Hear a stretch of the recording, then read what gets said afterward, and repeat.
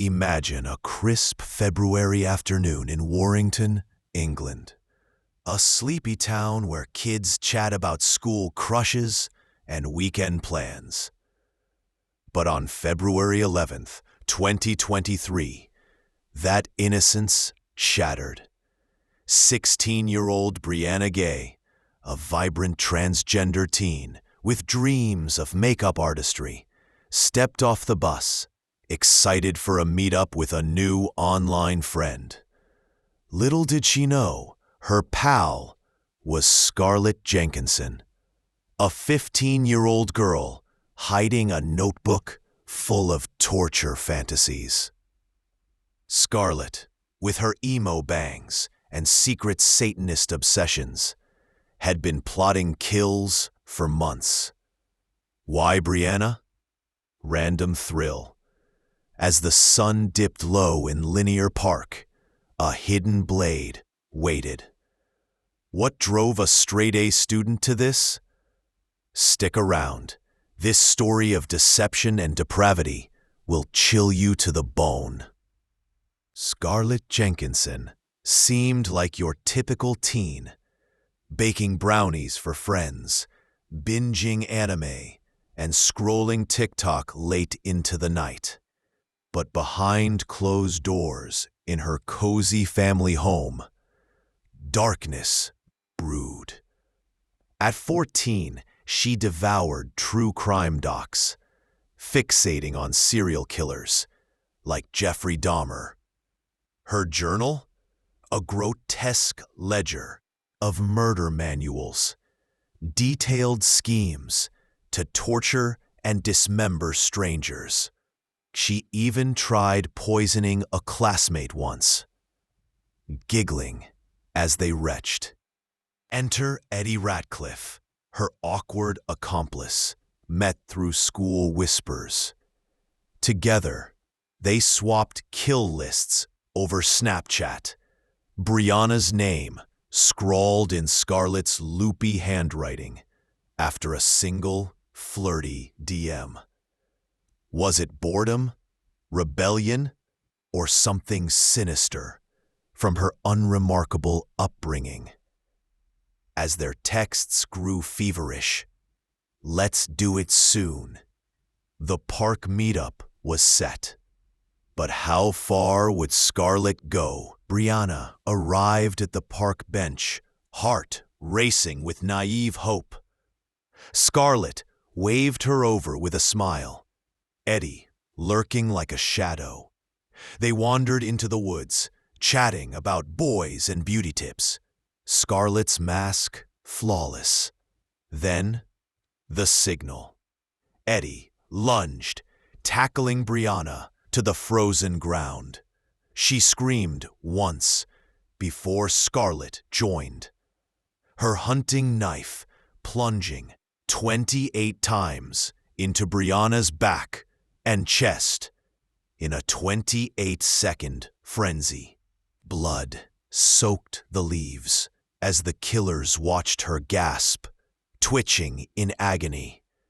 "This is so funny," Scarlett later texted Eddie, high on adrenaline. They fled, discarding the blade in bushes, Brianna's phone buzzing unanswered. Hours later, a dog walker stumbled on the horror, her body twisted, face frozen in terror. The killers? Home, scrolling Netflix like nothing happened. But cracks were forming. The panic hit when Brianna's worried mom called cops at dusk. Drones buzzed the park. Divers scoured ponds. By midnight, Scarlett and Eddie were nabbed at home. Knives traced via CCTV, bloodied clothes in trash bins. In the interrogation room, Eddie's alibi crumbled first. It was her idea. But Scarlett? Ice cold. She spilled everything, grinning as she detailed the experiment. Texts poured out, kill lists, torture porn shares, even a backup victim. Her journal sealed it. Pages of premeditated sadism. Brianna's final Snapchat, luring her straight to doom. The town reeled. Vigils lit candles for the girl who just wanted to shine. As evidence mounted, whispers spread. Were these kids irredeemable? The trial loomed, but one question haunted. Could society spot the monster next door? December 2023. Manchester Crown Court overflowed with grief-stricken faces. Scarlett, now 16, stared blankly as prosecutors branded her the architect, a warped teen craving chaos. Eddie, the follower, got 20 years minimum. Scarlett, life with 22 before parole. Her Satanist rants, just a facade for pure malice, the judge ruled.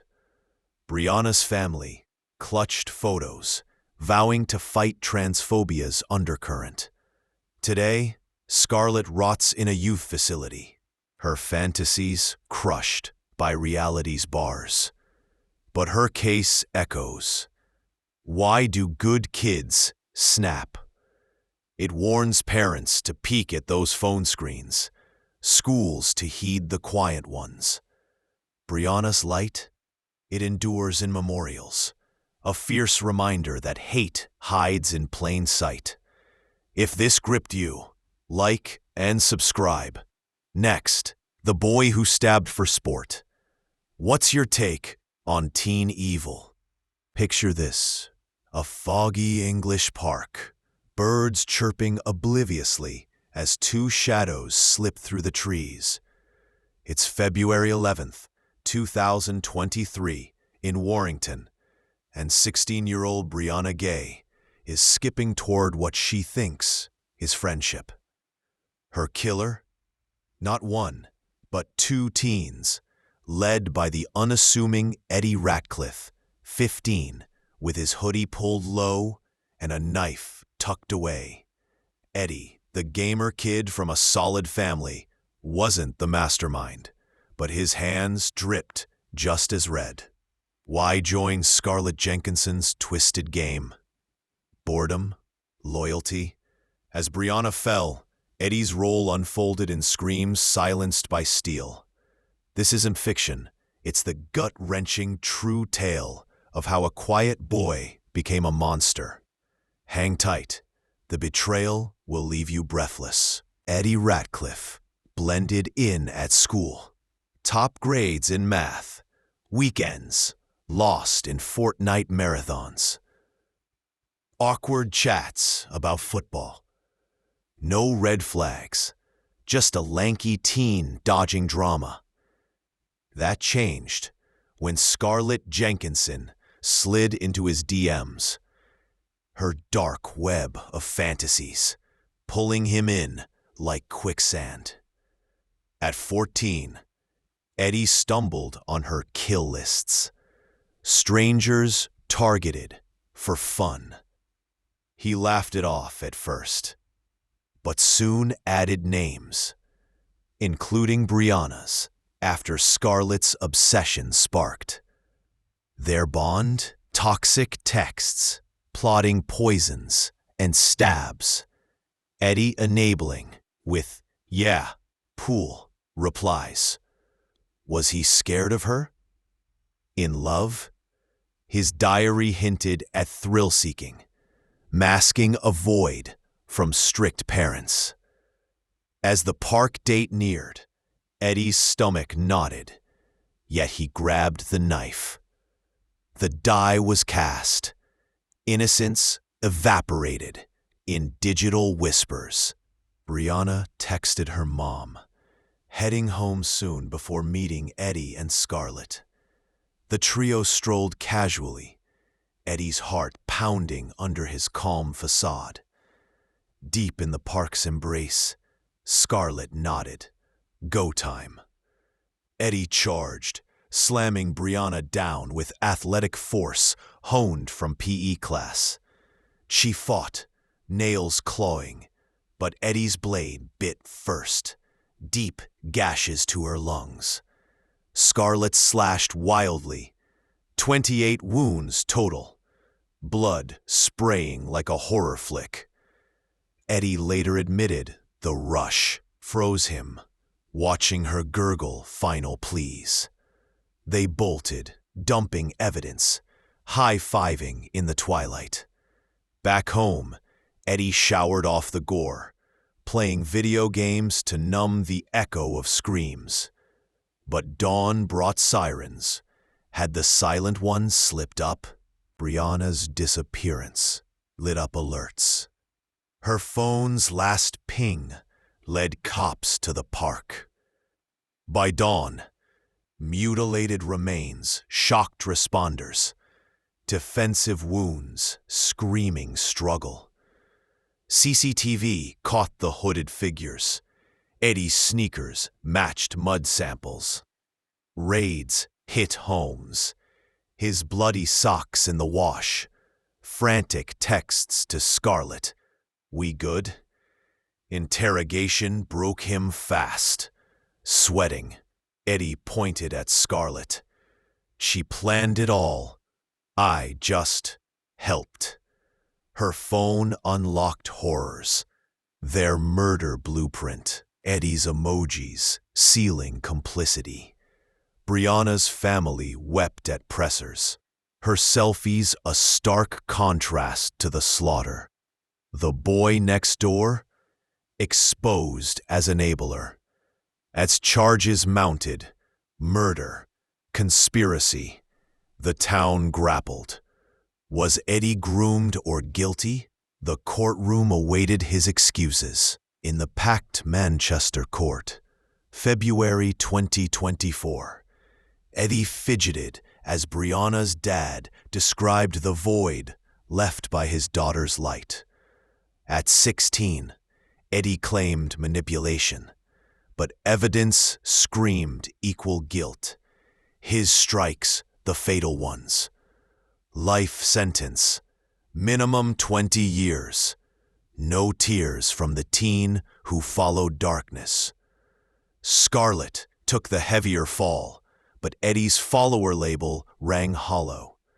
Now isolated in juvie, he reflects, or doesn't, on the girl whose dreams he snuffed. This saga spotlights peer poison. How do whispers turn to wounds? Brianna's legacy? Advocacy against hate. Her story fueling change. Hit like if teen complicity scares you. Subscribe for more unfiltered true crime. Next up, a cheerleader's nightmare. What breaks a boy's moral code? Mother's Day 2021, St. Johns County, Florida. Sunny streets, buzzing with brunches and blooms. 13-year-old cheerleader Tristan Bailey, all flips and freckles, laced up for a jog, waving bye to her crew of 6 siblings. She vanished mid-stride, her trail leading to a watery grave. The monster? Aiden Fucci, her 14-year-old classmate, fueled by dark urges scribbled in class notes. He lured her to the woods, knife gleaming with morbid intent. 114 stabs. Later, her body floated in a creek, a testament to teen savagery. What twisted a honor roll kid into a slasher? This raw recount will hook you. Don't blink.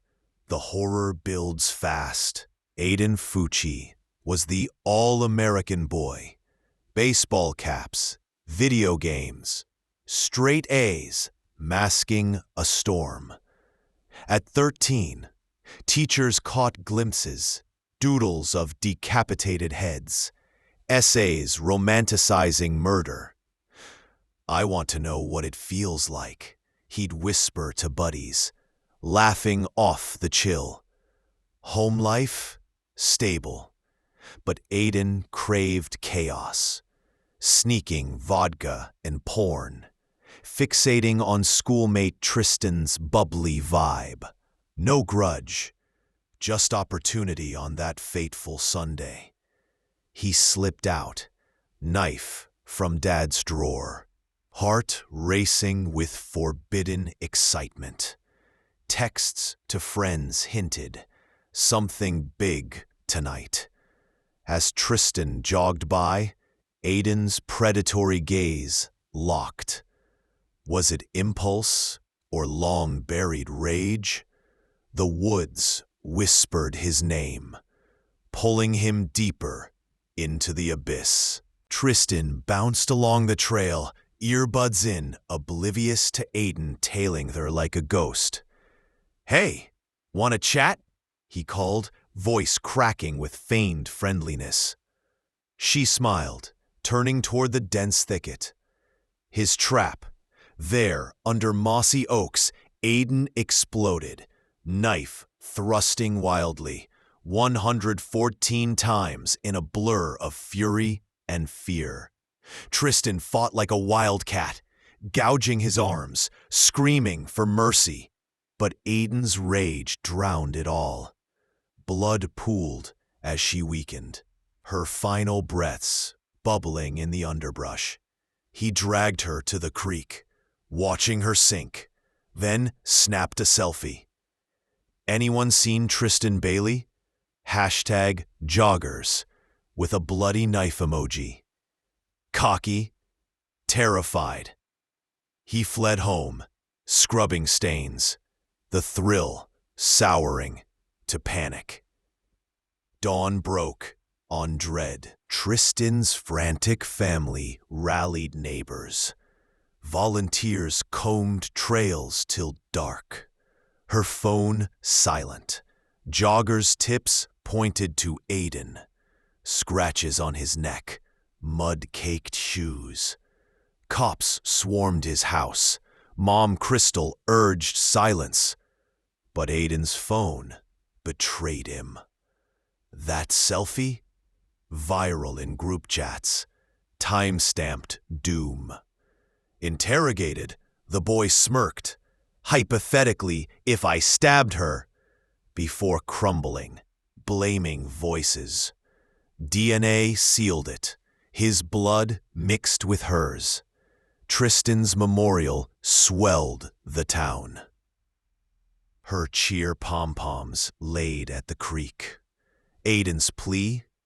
Guilty to first-degree murder, but his taunts lingered like venom.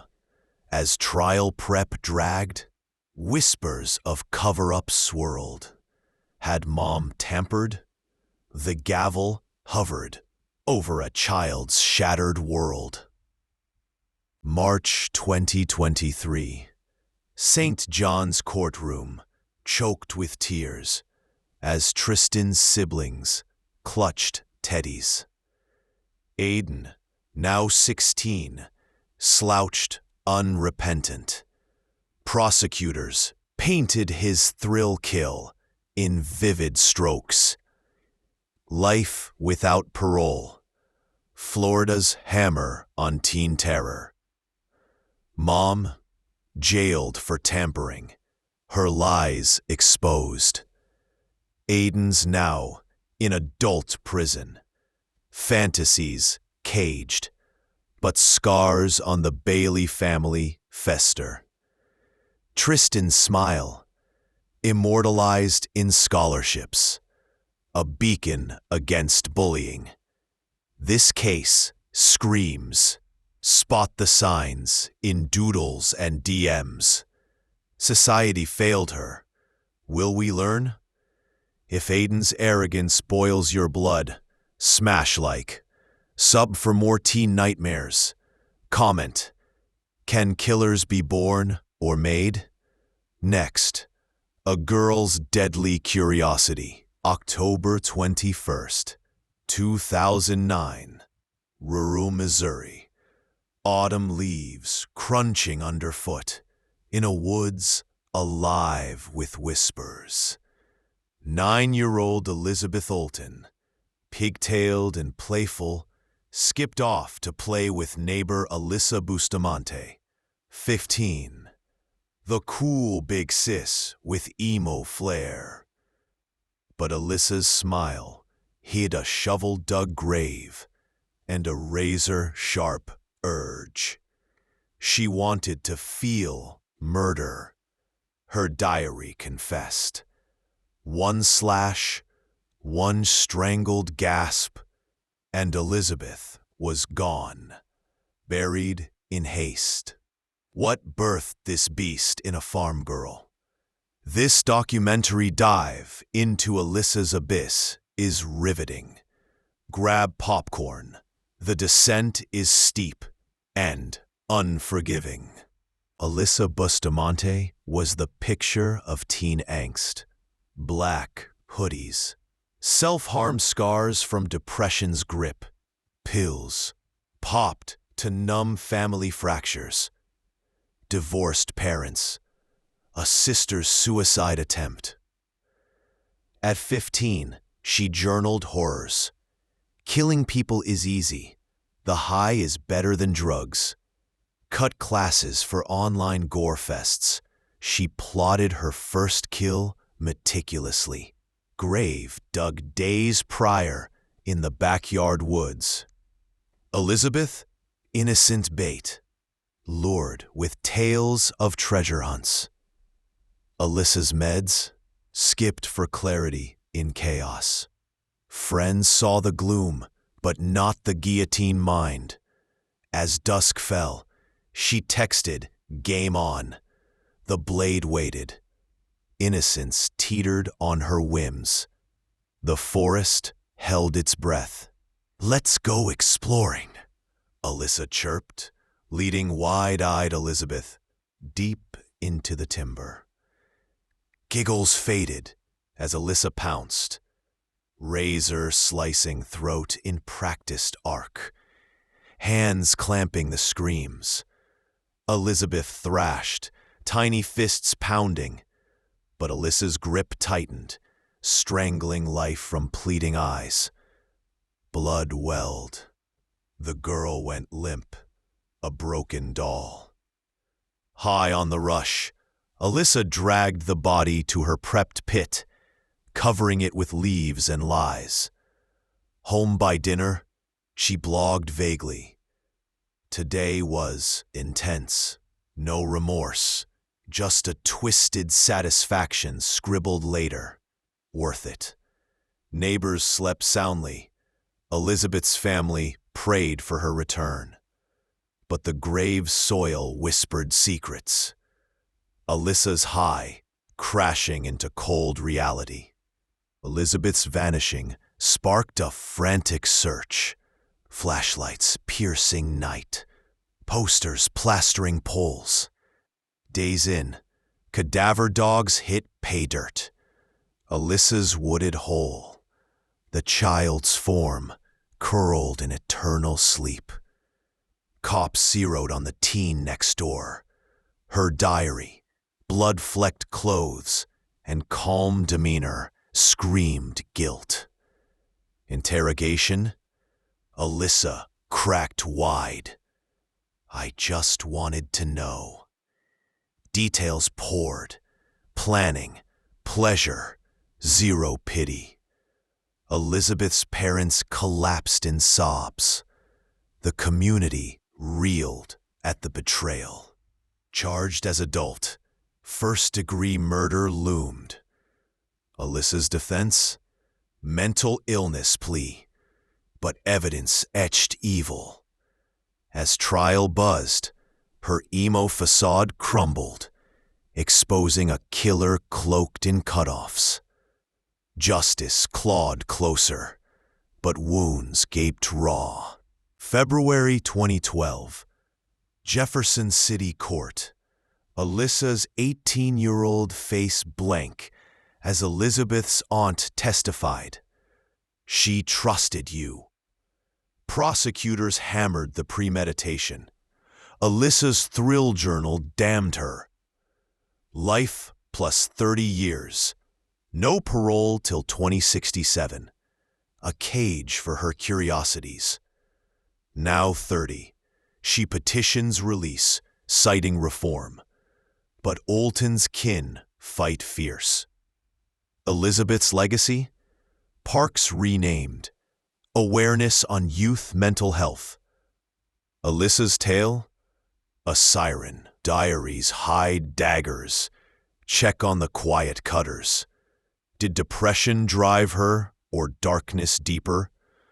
Like if this shakes you, sub for Unvarnished Crime Chronicles. Your thoughts?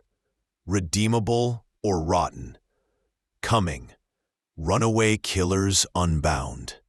July 27th, 1987. Warwick, Rhode Island. A sleepy suburb where kids rode bikes till street lights blinked on. But in the Heaton family home, silence fell like a guillotine.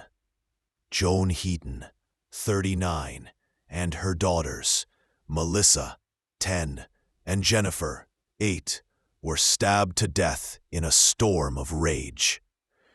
2 years later, Rebecca Spencer, 27, met the same fate blocks away. The killer? Craig Price, a smiling 13-year-old boy next door who mowed lawns and played basketball. By 15, he'd claimed 4 lives, laughing as blood-soaked carpets. How does a middle schooler become America's youngest serial killer? This is the story parents still whisper about.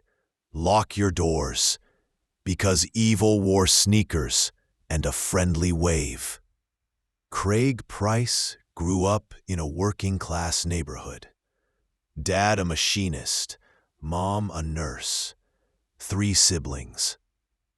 Outwardly normal, but cracks ran deep. By 8, he tortured animals. By 10, he beat classmates bloody. Teachers labeled him explosive.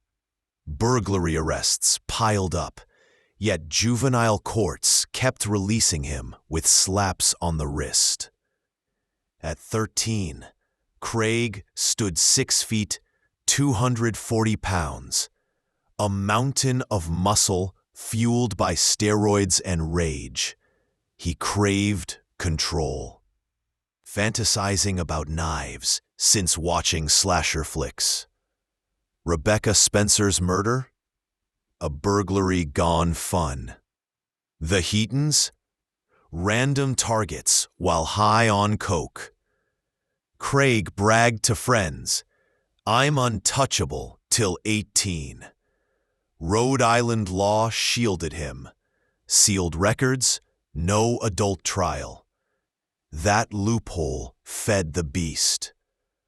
The night Joan Heaton opened her door, Craig's countdown to infamy began. Rebecca first. Craig slipped through her window, stabbed her 58 times as she slept. Lungs, heart, face shredded.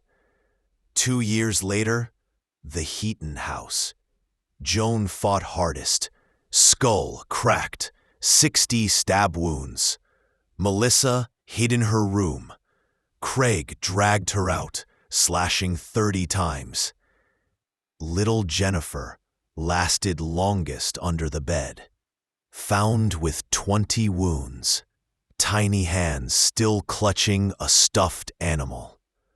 Blood, painted walls, ceiling to floor. Craig tracked it across carpets like abstract art. He showered at home, stashed the knife, and slept like a baby. Neighbors heard nothing over TV static. Days later, maggots led cops to the horror.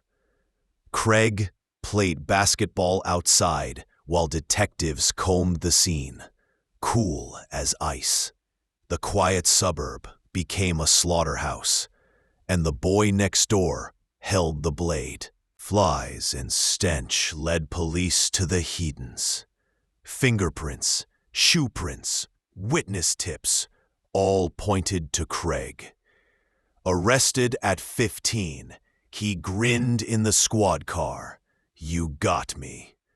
In interrogation, he recounted every stab with chilling detail, laughing at Jennifer's hiding spot. "I just kept going till they stopped moving." No motive beyond "I felt like it." The nation reeled. America's youngest serial killer, caught before 16. Media dubbed him the Warwick Slasher. Public fury forced Rhode Island to pass Craig's Law, allowing tougher juvenile sentences. Psychologists called him a pure psychopath, zero remorse, sky-high recidivism risk. Tried as juvenile, he faced max detention till 21. Craig boasted in lockup, "I'll be out soon." Communities shuddered. How many more monsters walked free under outdated laws? Sentenced to a youth facility, Craig attacked guards, racked up new charges, effectively life behind bars via extensions. At 21, adult prison swallowed him. Now 51, he stabbed inmates, hurled racist rants, and petitioned parole dozens of times, all denied.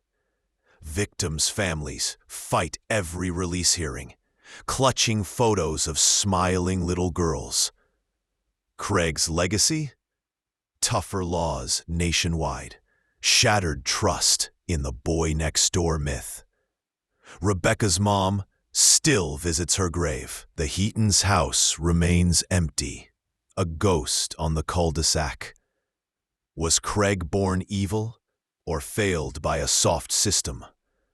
Liketh his smirk infuriates you. Subscribe for more child killers who shocked the world.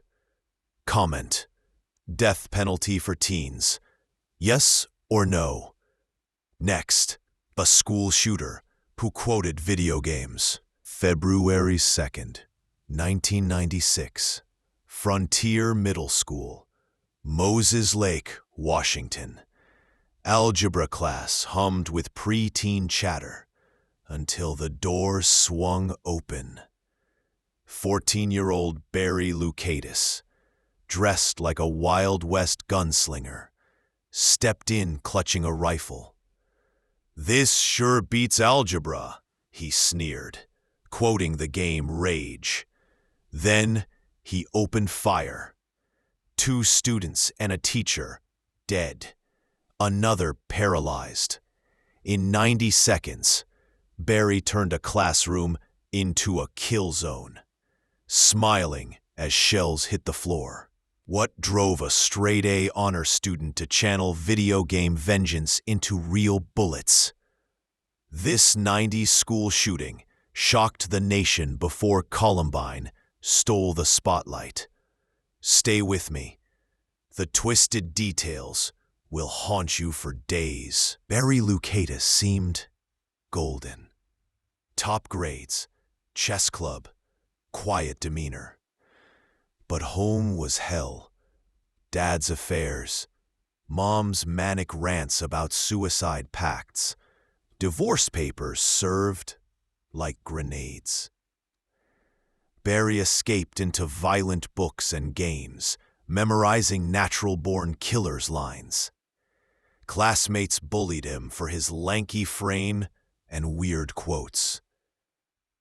Teachers missed the signs, dark poems, obsession with guns.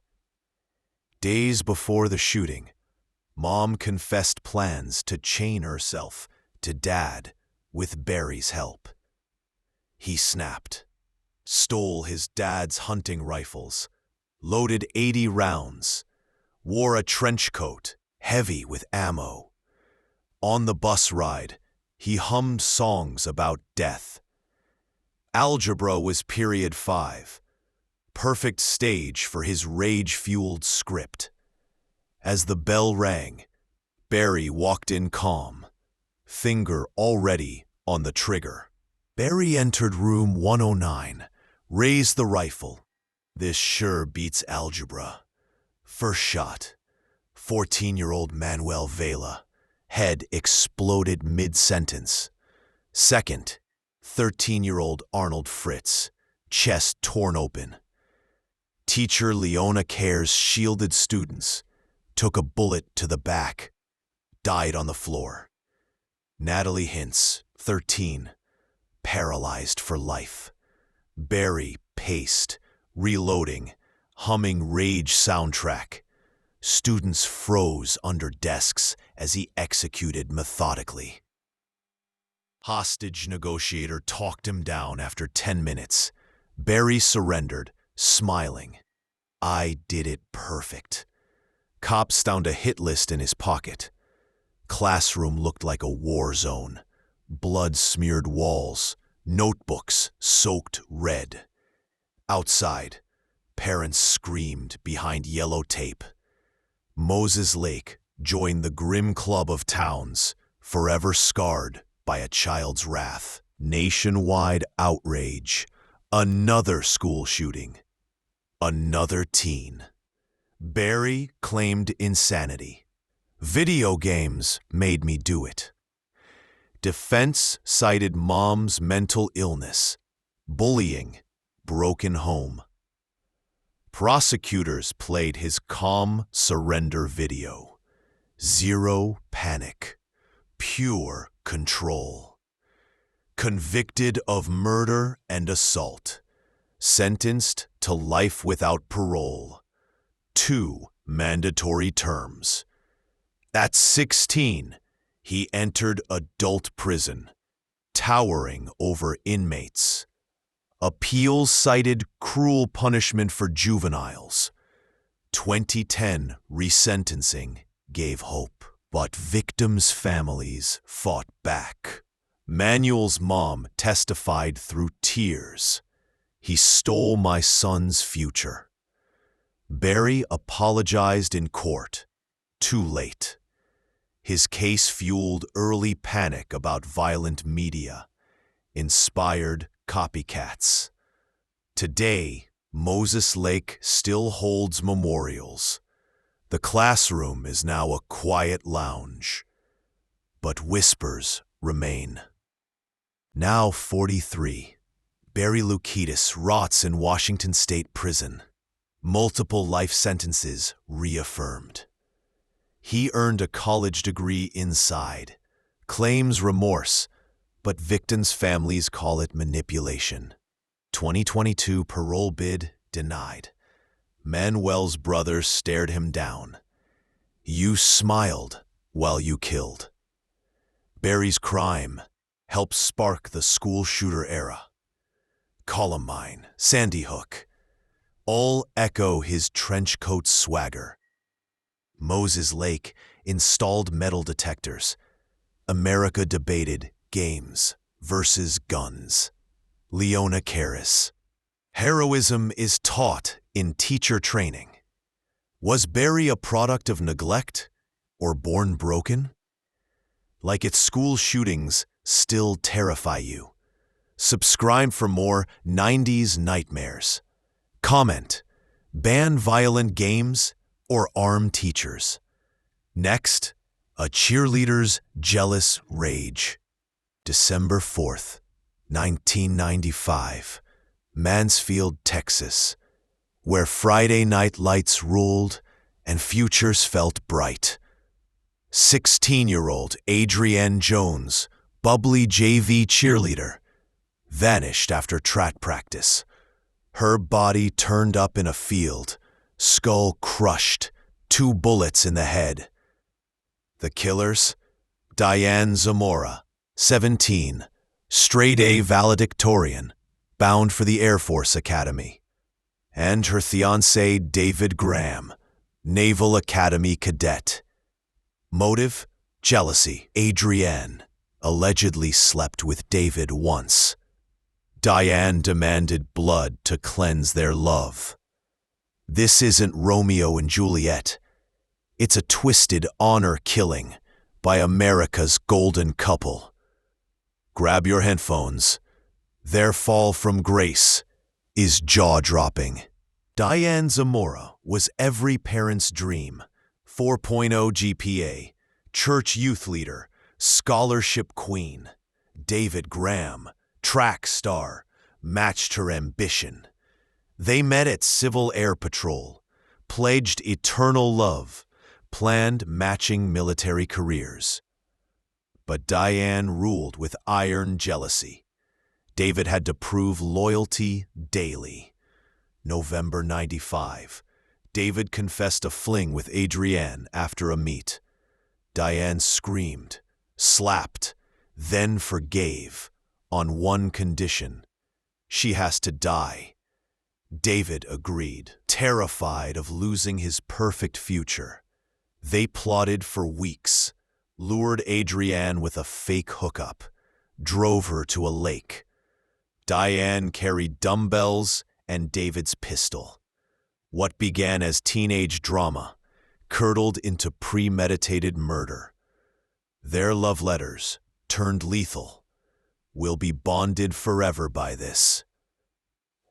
Adrienne hopped into David's car, excited for a late-night drive. Diane hid in the back. Miles out, Diane smashed Adrienne's skull with dumbbells. Blood sprayed the windshield. Screaming, Adrienne tried to escape. David shot her twice in the face. They dumped her in tall grass, weighted with rocks in a lake that never held her. Back home, they showered together, burned clothes, swore secrecy. Diane bragged to cadets weeks later, "We killed for love." David cracked under guilt. Confessed to a friend. Cops found Adrienne by Christmas. Dental records confirmed the horror. The golden couple's alibis crumbled. Love letters detailed the plot. Mansfield reels. How do honor students become executioners? Diane's boast reached authorities. David folded first, tearfully recounting every blow. Arrested in their dorms, the couple turned on each other. Diane claimed David forced her. David said Diane masterminded. Trial split them. Diane convicted first. Life sentence. David followed. Media frenzy. The cadet killers. Prosecutors painted obsessive love. Defense cried coercion. Adrienne's mom wept. She was just a kid with a crush. No remorse from Diane. She glared at the jury. Sentenced to life. Parole possible after 40 years. Their academies expelled them in disgrace. Dreams of wings swapped for prison jumpsuits. Case inspired Lifetime movies. Sparked debates on teen jealousy and military screening. Now, 46. Diane Zamora sits in Texas prison.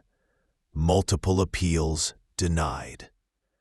David, same fate. They haven't spoken since trial finger-pointing. Adrienne's grave still gets flowers. Her track teammates run in her memory. The couple who vowed forever rots apart, their toxic bond exposed as delusion. Diane claims growth, teaches GED classes inside. Victims' families call it performance. Case changed academy honor codes. Jealousy now a red flag. Was it love or control? Like if obsessive relationships scare you. Subscribe for more deadly duos. Comment, should teens get life for passion crimes? Next, his jealous bullet. December 4th, 1995. Grand Prairie Lake, pitch black.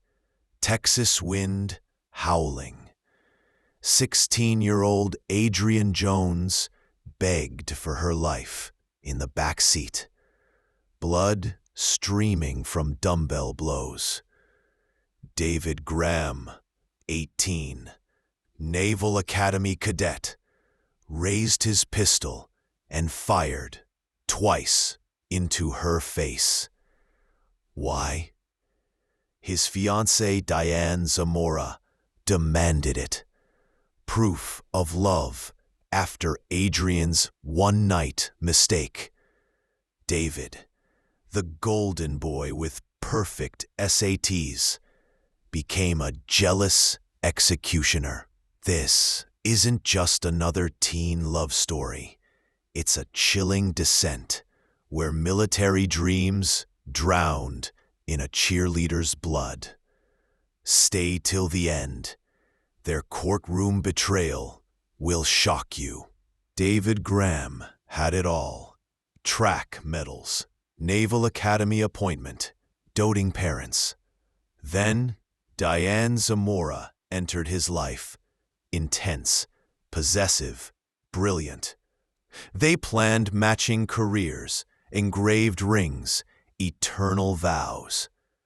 But David crumbled under her control. The fling with Adrian? A drunken lapse at a meet. He confessed immediately. Diane forgave, then plotted murder. David, terrified of losing his future, agreed. If you love me, kill her. He stole his dad's gun, mapped routes, rehearsed alibis. Friends saw cracks. David jumpy, avoiding eyes. The night of, he picked Adrian up, smiling. Diane hidden like a cobra. Love or fear?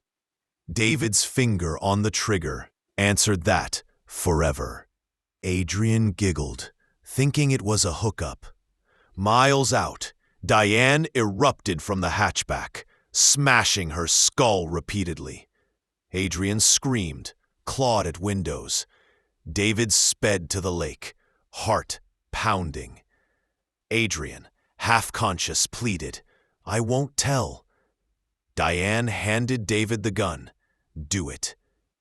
2 shots, silence. They dragged her body through weeds, sank her in shallow water, drove home, holding hands. David vomited in the shower. Diane sang hymns. For weeks, they played perfect couple, until cracks showed. David confessed to a roommate. The house of cards collapsed. Adrian's body surfaced Christmas week. Bullets matched David's gun. The cadet who dreamed of submarines now faced a lifetime below deck, in prison.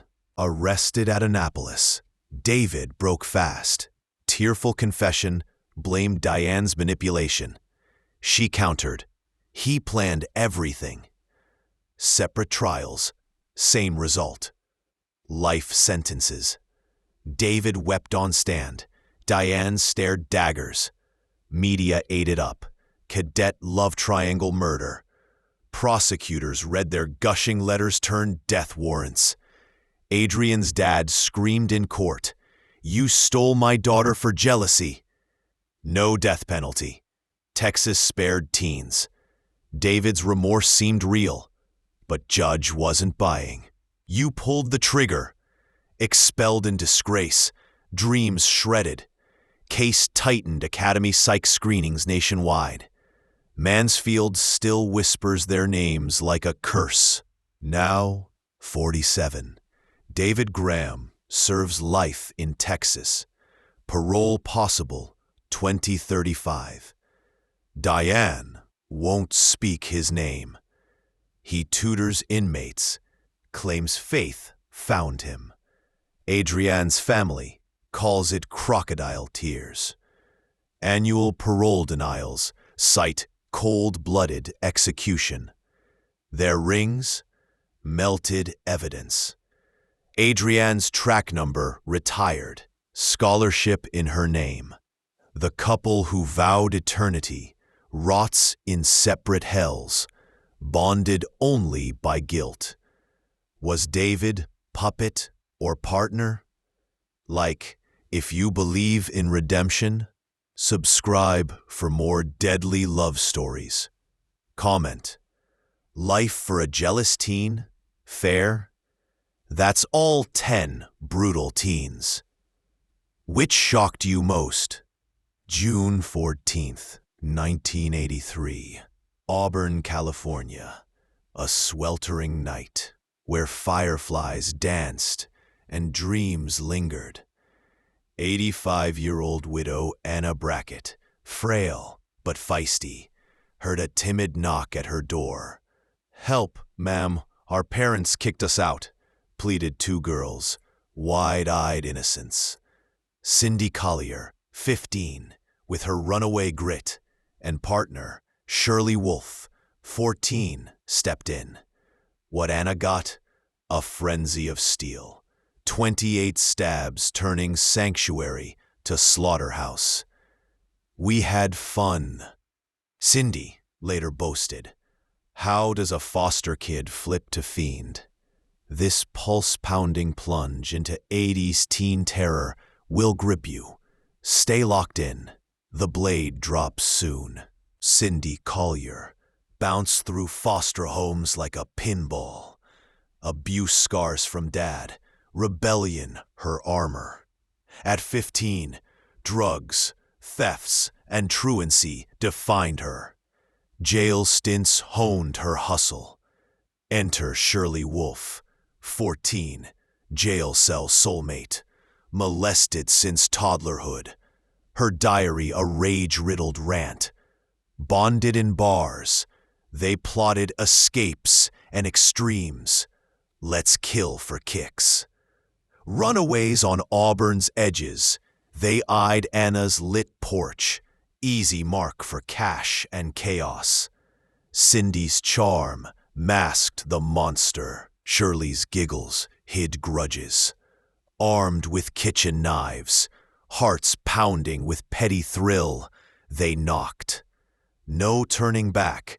Hunger for horror overrode humanity. The door creaked open. Fate sealed in shadows. Anna, trusting, brewed tea as the girls spun sob stories. Midnight struck.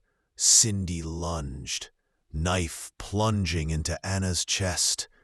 Once, twice, frenzy building. Shirley joined, giggling through the gore. 28 wounds, carving terror into flesh. Anna gasped, fighting feebly, but the teens towered triumphant, high on power's pulse. "Your turn to die, Granny," Cindy taunted, rifling drawers mid-mayhem. Blood-painted walls. They fled with $26 and a rush, dumping blades in bushes. Home wasn't home. Streets swallowed their secret. Cindy's post-kill quip? Best game ever. Dawn found Anna cold, door ajar like an accusation. The hunt began, but the killers crashed, buzzed on brutality. Anna's body discovered at sunrise. Neighbors' screams shattered suburbia. Cops canvassed. Tips snagged the runaways. Blood-specked clothes. Shirley's boast to a pal. Nabbed at a flophouse. Cindy played tough. Prove it. But Shirley's diary gushed. Guiltless glee. Cindy and I killed today. Laughed the whole time. Interrogation cracked them. Details matched forensics. Knives recovered. Auburn gasped at the baby-faced butchers. Foster files revealed fractured pasts, but no excuses for savagery. Tried as juveniles, Pleas for mercy drowned in Anna's kin's wails. As psychovals piled, whispers of Satanism swirled. Fiction, fueling fear. Justice teetered. Society stared at its broken youth. 1984 trial. Placer County Court buzzed as Cindy, 16, smirked through testimony. Cold-blooded, the judge thundered. Soak ward sentences, not cells. Shirley, paroled at 21, vanished quiet. Cindy, reformed facade, freed at 24, now a ghost in witness protection. Anna's murder? A scar on 80s headlines, spawning girl killer tropes. Their fun faded to regret letters, but trust shattered forever. Lessons, trauma twists, but killing corrupts absolute. Spot the runaway's rage early. If Cindy's callousness captivates, like up, subscribe for gritty true crime. Debate below, nature or nurture. Next, a cheer stabber selfie. What haunts you most? June 14th, 1983, Auburn, California, where summer heat clung to quiet streets like a bad omen. 85-year-old Anna Brackett, a sweet widow who still baked cookies for neighbors, heard a soft knock after midnight. 2 runaway girls stood there, soaked in fake tears. "Please, ma'am, our parents threw us out." Shirley Wolf, just 14, with tangled hair and a devil-may-care grin, led the plea. Beside her, Cindy Collier, 15, nodded along. Anna's heart melted. She let them in for tea and sympathy. Minutes later, that kindness turned to carnage. 28 stab wounds, blood pooling on floral carpet, and Shirley giggling like it was the best sleepover ever. How does a child become this cold? Buckle up. This forgotten 80s nightmare is about to unravel in ways that'll make your skin crawl. Shirley Wolf never stood a chance. Born into chaos, molested by her father from age 4, shuffled through foster homes that felt more like cages. By 12, she was smoking weed, popping pills, and running from anyone who claimed to care. Juvenile hall became her second home. There, she met Cindy Collier, and the two bonded over shared scars and darker dreams. In lockup, Shirley filled diaries with fantasies. "I want to feel someone die under my hands." Teachers called her sweet but broken. Social workers stamped severely disturbed. Released days before the murder, she hit the streets with one goal: chaos. Anna's porch light glowed like a beacon for easy prey. Shirley didn't just want money, she wanted power, the kind that comes from watching life fade. The knife was already in her pocket when she knocked. Innocence? Long dead. Inside Anna's cozy kitchen, the girls sipped tea while spinning lies. Shirley's eyes darted to the knife block. "Let's do it," she whispered to Cindy.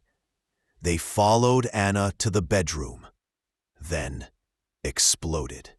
Shirley grabbed a butcher knife and drove it into the old woman's chest, laughing as Anna gasped, "Why?" Cindy joined the frenzy, stabbing wildly. 28 wounds in under 2 minutes. Lungs punctured, heart shredded, blood spraying the walls like abstract art. Anna clawed at Shirley's arms, pleading through gurgles, but the teen only laughed harder. "Die already, old lady." When it was over, they rifled drawers for cash, pocketed $26, and danced out into the night, high on adrenaline. Shirley later bragged, "It felt better than sex." They dumped the knives and crashed at a friend's, still buzzing. Dawn was hours away, and so was discovery. Morning light revealed horror. Anna's body slumped in a crimson lake, front door wide open. Neighbors screamed, cops swarmed. Tips poured in, 2 runaway girls seen nearby. By afternoon, Shirley and Cindy were nabbed at a flophouse, still wearing blood-flecked jeans. In interrogation, Cindy played tough, but Shirley couldn't stop talking. She described every stab with a smile, mimicking Anna's dying gasps for the stunned detective. Her diary, seized from a backpack, sealed it. "Today, Cindy and I killed an old lady. It was lots of fun. No remorse, just pride." The nation gasped at the baby-faced killers. Psychologists labeled Shirley a budding psychopath, zero empathy, thrill-driven. Tried as juveniles, the girls faced a system unsure how to punish children who enjoyed murder. Headlines screamed. Parents everywhere checked locks twice. 1984. Placer County Court overflowed with outrage. Shirley, barely 15, smirked through sentencing. Indefinite psych ward commitment. Diagnosed with severe conduct disorder, she spent years in locked facilities, writing apology letters that rang hollow. Paroled at 21 in 1989, she vanished into witness protection. Name changed, past buried. Rumors say she married, had kids, lived quiet. But Anna's family never forgot. The widow who opened her door to monsters. Shirley's case sparked laws toughening juvenile murder sentences and forced America to face foster system failures. Today at 56, she's a ghost, free yet forever chained to that bloody night. Was she born evil or built by cruelty? Smash like if this chills you. Subscribe for more forgotten killers. Next, a boy who butchered his whole family at 13. Comment, can monsters be reformed?